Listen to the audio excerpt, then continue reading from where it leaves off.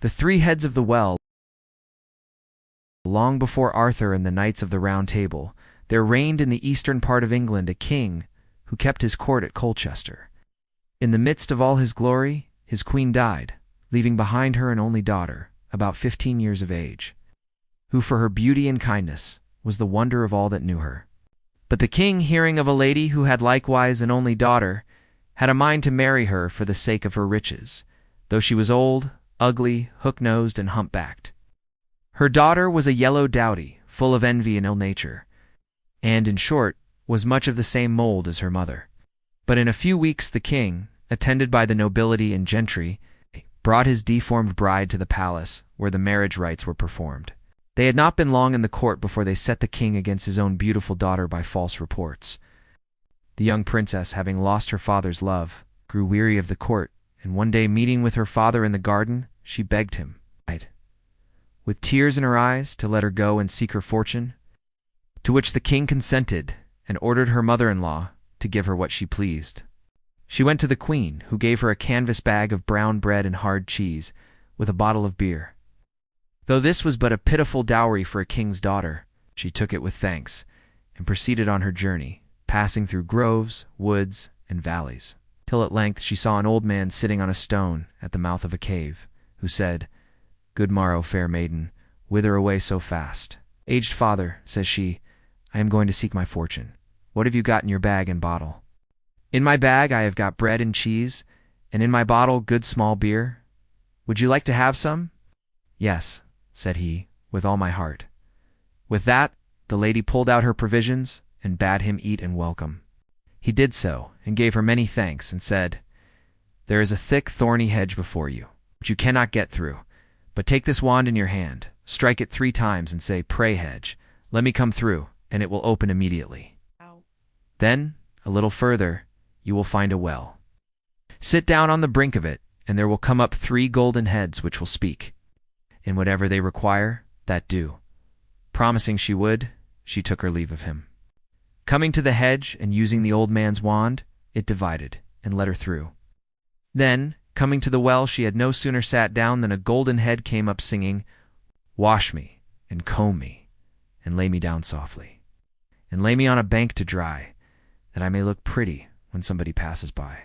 "Yes," said she, and taking it in her lap, combed it with a silver comb, and then placed it upon a primrose bank. Then up came a second and a third head, saying the same as the former.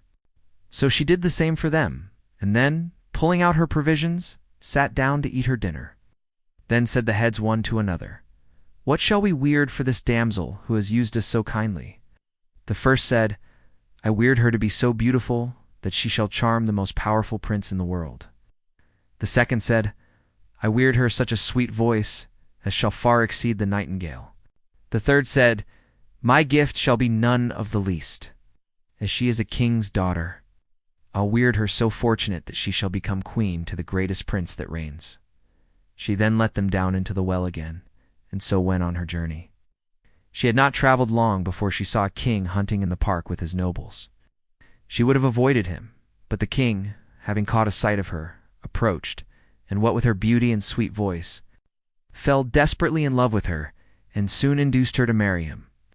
This king, finding that she was the king of Colchester's daughter, ordered some chariots to be got ready, that he might pay the king, his father-in-law, a visit.